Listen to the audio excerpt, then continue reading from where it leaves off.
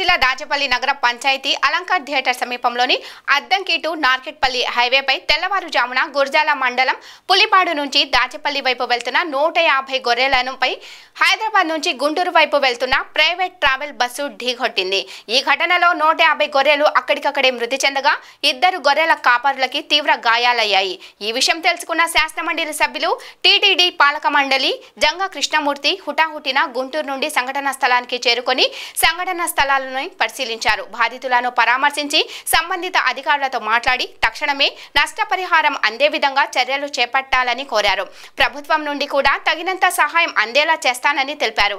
ఈ ఘటనలో వారు పల్నాడు జిల్లా ఎస్పీ శ్రీనివాసరావు, జిల్లా పశు సమృద్ధి శాఖ joint director doctor Kantharao, Gamalapadu sarpanch Janga Suresh పాల్గొన్నారు।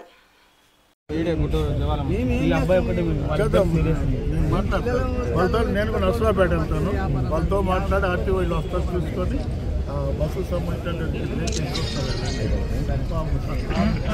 సార్ ఇక్కడ సార్ ఒక నిమిషం మీరు కొంచెం సైడ్ వస్తే వెటనరీ డిపార్ట్మెంట్ వాళ్ళు తక్షణం ఇక్కడే పోస్ట్ మార్టం రిపోర్ట్ ఇవ్వాలి మాకు।